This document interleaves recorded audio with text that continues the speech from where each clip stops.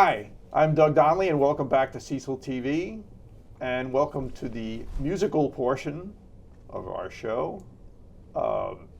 Tonight, we welcome Christopher Dean, who was on in the beginning of 2023, and tonight he's back. And welcome, Christopher. Thanks, Doug. So you're a busy man. You tour, you travel to down south. Yeah, basically. Up north. Yep. East Coast, basically. East Coast. Sometimes I get a little further out west to Memphis, Tennessee, and all that. Mm-hmm. But I'll probably go out further west, maybe next year. Right. So you travel. There's the whole band travels. No, sometimes I got a band that I work with out of Miami. I got a band that I work with out of Pennsylvania. I got a band that I work with out of Maryland. My bass player is pretty consistent, but with logistics these days and musicians, scrapping to keep a band, trying to find gigs. Mm-hmm. It's really hard to keep one unit. Right. Traveling in a van. Right. It's expensive. It gets very expensive, and I did it for a very long time. Mm-hmm. But it's actually good because it keeps it fresh. Mm-hmm. Different bass players, different musicians are more, familiar with different styles, so I get to play stuff with each band that I don't play with the other band. Right. And I don't know, it's invigorating. Right. So you fall into the general heading of blues, but certainly on this album, Yes. Need a Friend, your latest album, there are certainly different forms of the blues. There's certainly some country blues, Right. and some sort of straight ahead electric blues. Yeah, that's the thing is that a lot of blues albums that I've heard in recent times, they're one sound. You put it on, you get a band, an electric band playing blues. But if you look at the history of blues, you can have stuff that fits into blues in all different styles. You got Piedmont style, you have a hill country style, you have Chicago, you have a Memphis sound, you got blues soul, Texas blues. Then you got your acoustic stuff, you got your more contemporary stuff. Mm-hmm. So it's very easy to fill out an album while keeping it. There's no reason to do a blues album and have it sound all the same. Right. So I was very conscious about including different styles. Mm-hmm. And it was hard to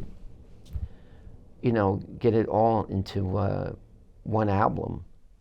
So there's always a couple songs like I wish would have done that one, but yeah, there was a period of time, I guess formative years in the 70s, long ago, when the blues actually kind of like crossed over into the rock and roll world. You had Yes. like Johnny Winter and, Hot Tuna, Allman Brothers.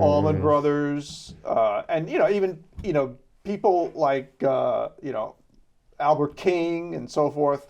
They could fill a hall full of young rock people. Yeah. And, the music industry has so changed. Yeah, you used to have Albert King. I think he opened up for the Stones quite a few times. Right. Yeah, well, that, it's getting further away from the root. Right. So, but back in the 70s, and in the 60s, most of the original blues guys were still alive. Right. Muddy was still alive. Mm-hmm. Howlin' Wolf was still alive. Otis Rush, well, he just died, 7 years ago. Mm-hmm. But it's hard to find anybody who was left over from that period of time. Right. So the further, I mean, that's a natural progression. The further you get away from Sure. from the originators, Right. the harder it's going to be to try to bring a contemporary audience into that. Right. So, but you're finding audiences in where you go. You have to go find them, I suppose. You have to Yeah. travel to them. Well, I make deals in my head with audiences too. I mean, I play some contemporary stuff. I play some folk music. And so even stuff is, I'll play Gordon Lightfoot one night. In one night, I'll play Gordon Lightfoot, Harry Styles, Jim Croce, Robert Johnson.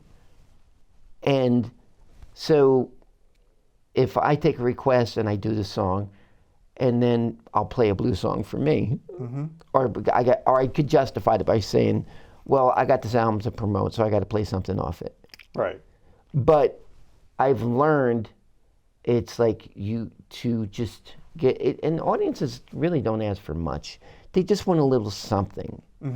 And then you can, I think the best blues artist, whether it was Ray Charles or B.B. King, what they would do is they would play tunes to bring people in. Right. Like standards. Yeah. Right. And say, well, this is, and that's true. Even early on with Count Basie and Duke Ellington, they would play, the songs of the standards of the day, and they would sneak a blues in every once in a while.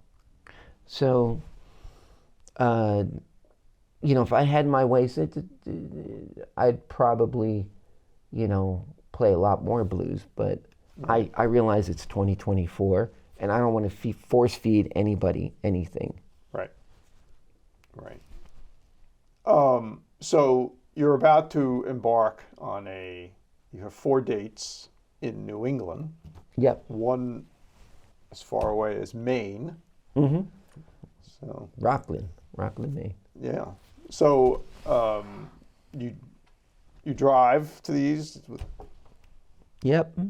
car full And that's of it. equipment? It's not even that far.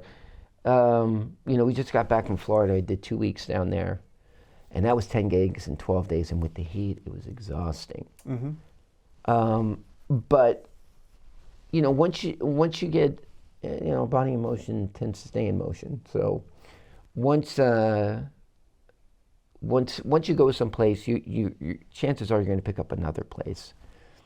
And but it took 20 years of 20 plus years of touring the East Coast, going down to Florida, going up to Maine. And then before that, I started touring when I was 23. So, I'm 50 now. I've been doing it for 27 years if I can add, if I remember to add. So, but it's like, I get into a groove. I wake up, have my coffee. I do a lot of stretching because you have to try to keep your energy up. And Sure. you can't live off Red Bulls. You can't drink like you did. And I never drank a lot anyway, but you can't party. You have to take care of your voice. Right. The voice is the biggest thing. You have to get plenty of rest. And, you have to take care of yourself. You have Right. to eat right. It's actually not that hard. People say you have to live off McDonald's on the road. It's a lot of baloney. You can make good food choices and all that. It's like, I was listening to an interview from the actor that was doing the Jersey Boys. And he's saying his life is an athlete's lifestyle. So I was an athlete in high school. I played baseball. So I know about disciplining yourself as far as doing exercise. But if you have to stay strong physically. Right. Yep. I am old. I'm a drummer. You know about energy, then? It would be. Drumming, fortunately, is itself kind of an exercise. Yeah. Moving the drums alone is. But you have to be rested, and yeah, the days of drinking while playing music are kind of Yeah. doesn't work too well anymore. So Well, the guys I started off playing with, they used to drink Jim Beam, and right, they were in their 40s, and the guy I played with was in his late 50s, but they drank whiskey before at every gig, and I don't know how they did it. right. Well, two of those guys are dead now, so. There you go. Yeah. Okay, so for our viewers, you have an album. They can find this album in the various places online, Amazon, and so Apple, YouTube, eBay. You can buy it for $15.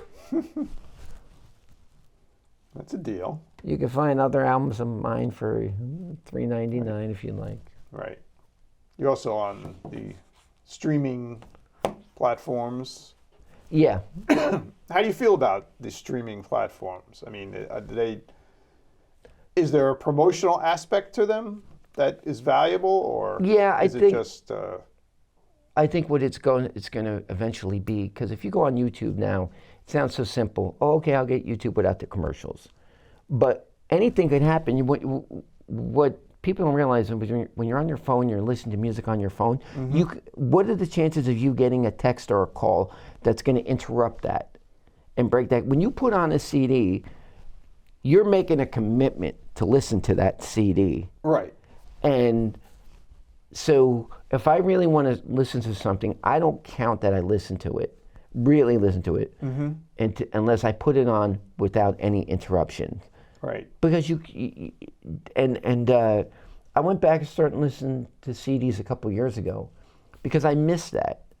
I remember putting on the headphones with cassettes and just, that was it. You're there. Right. You can't escape. You were devoting time to listen to music. Right. Right. And not only that. I still do that. But the temptation, I mean, this for everybody now is the distractions to, like, you're looking at your computer, you're looking at your phone, you're trying to maybe do work and It's the opposite of how music is supposed to work. Right. Even when I'm on the road, when I sleep and I rest, I shut my phone off. So everybody knows. If you call, if you're calling me on the road, chances are I'm not going to pick up unless it's a club or something vital for that night. But you have to focus, and music is something that you have to go inside yourself, and then you have to, get in touch with that and bring that out. I don't know if these kids coming up today, I don't know if they could have the ability to do that because they've never known that.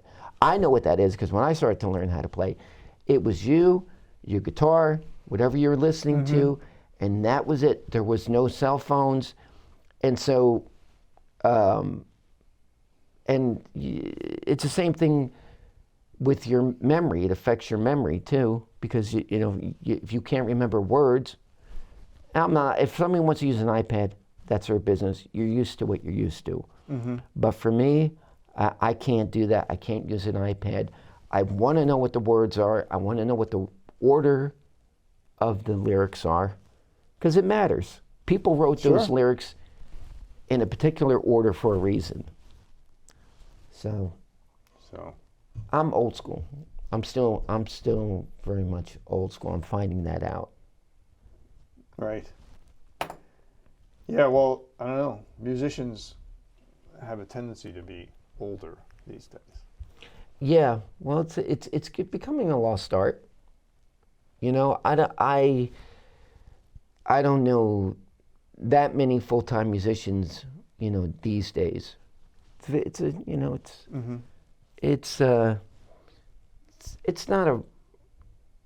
just a time-consuming thing. To do it right, it's very time-consuming. Yep. Well, speaking of consuming time, we should move on to you playing a couple of songs. Okay, cool. Okay. I'd rather do that. All right. All right. Well, thanks. Thanks, Doug. All right.